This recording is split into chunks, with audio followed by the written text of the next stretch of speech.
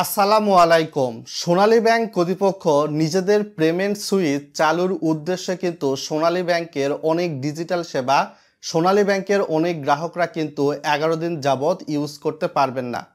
তো কোন সে 11 দিন এবং কোন কোন ডিজিটাল সার্ভিস গ্রাহকরা ব্যবহার করতে পারবেন না, কোনগুলো ব্যবহার করতে পারবেন, সম্পূর্ণ বিষয়গুলো আপনাদের সামনে তুলে ধরার চেষ্টা করব। সোনালী ব্যাংক কর্তৃপক্ষ একটা বিজ্ঞপ্তি দিয়েছে। সেই বিজ্ঞপ্তিতে বলেছে সোনালী ব্যাংকের যারা ডেবিট কার্ড ইউজার রয়েছে, ক্রেডিট কার্ড ইউজার রয়েছে, এই সকল ডেবিট কার্ড বা ক্রেডিট কার্ডের মাধ্যমে আপনি সোনালী ব্যাংকের এটিএম বুথ বা অন্যান্য ব্যাংকের এটিএম বুথ থেকে কিন্তু অর্থ উত্তোলন করতে পারবেন না। এর বাইরে যদি কোথাও শপিং করতে গিয়ে সোনালী ব্যাংকের ডেবিট কার্ড ক্রেডিট কার্ডের মাধ্যমে পেমেন্ট করার ট্রাই করেন, সেটাও কিন্তু পারবেন না। সোনালী ব্যাংকের এটিএম বুথ সার্ভিস কিন্তু বন্ধ থাকবে এই 11 দিন। এছাড়াও সোনালী ব্যাংকের পস মেশিনের মাধ্যমেও কিন্তু আপনারা পেমেন্ট করতে পারবেন না কোথাও গিয়ে যদি শপিং করেন। এছাড়া সোনালী ই ওয়ালেট যারা ইউজ করেন এবং সোনালী ই ওয়ালেটে বাংলা কিউআরের মাধ্যমে সরাসরি হয়তোবা সোনালী ব্যাংকের শাখা থেকে যারা টাকা উত্তোলন করেন, তারাও কিন্তু এই বাংলা কিউআর সার্ভিস ব্যবহার করতে পারবেন না। ভিডিওটা লাইক করে চ্যানেলে নতুন হলে সাবস্ক্রাইব করে দিবেন, যাতে করে আরও মানুষ এই বিষয়টা সম্পর্কে জেনে উপকৃত হতে পারে।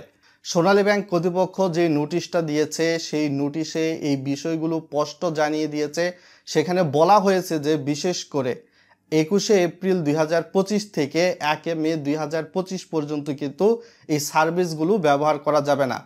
পাশে হয়তোবা স্ক্রিনটা দেখতে পাচ্ছেন। এছাড়া সোনালী ব্যাংকের ডেবিট কার্ড দিয়ে আপনি ই কমার্স ট্রানজ্যাকশন বা অনলাইনে কোনো কেনাকাটার জন্য যে পেমেন্ট করবেন, সেটাও কিন্তু পারবেন না।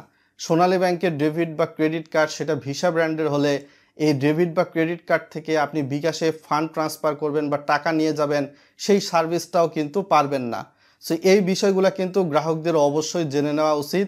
তো এই কয়দিন কিন্তু অবশ্যই গ্রাহকদের হয়তোবা কিছুটা খারাপ লাগবে। এই ভিডিওটা হয়তোবা আমার কালকে বা আরও 2-3 দিন আগে আনা উচিত ছিল, বাট আমি নোটিশটা পেয়েছি তখনই কিন্তু আপনাদের সামনে জানিয়ে দিয়েছি। আমি নিজেও সোনালী ব্যাংকের একজন অ্যাকাউন্টধারী, তবে সোনালী ব্যাংকের অ্যাকাউন্টটা বেশি কাজে আমি ইউজ করি না, কিছু পার্সোনাল কাজে বিশেষ করে সঞ্চয়পত্র ক্রয়ের ক্ষেত্রে ইউজ করে থাকি। তো এর বাইরে গিয়ে সোনালী ব্যাংকের অন্যান্য যে সকল ডিজিটাল সার্ভিস বা সেবা রয়েছে, অনেকে হয়তোবা বলবেন কোনগুলো তাহলে ইউজ করা যাবে। তো সোনালী ই ওয়ালেট যারা ইউজার রয়েছেন, বাংলা কিউআর বাদে আপনারা কিন্তু বিশেষ করে এক ব্যাংক থেকে অন্য ব্যাংকে ফান্ড ট্রান্সফার ইনস্ট্যান্টের জন্য যে এনপিএসবি সার্ভিস রয়েছে সেটা ব্যবহার করতে পারবেন। এর বাইরে গিয়ে বিএফটিএন যেটা রয়েছে, এক ব্যাংক থেকে অন্য ব্যাংকে ফান্ড ট্রান্সফার, সেটাও কিন্তু ইউজ করতে পারবেন। তো যেগুলো ইউজ করতে পারবেন, যেগুলো ইউজ করতে পারবেন না, ইন ডিটেলস বিষয়গুলো আপনাদের সামনে তুলে ধরার চেষ্টা করেছি। ভিডিওটা শেয়ার করে দিবেন, যাতে করে আরও মানুষ এই বিষয়টা সম্পর্কে জেনে উপকৃত হতে পারে। তো সোনালী ব্যাংকের যারা অ্যাকাউন্ট ইউজার রয়েছেন, তাদের ক্ষেত্রে কিন্তু আপনারা যদিও ব্যাংক থেকে অর্থ উত্তোলন করতে চান, সেটা কিন্তু আপনাকে চেকের মাধ্যমে উত্তোলন করতে হবে।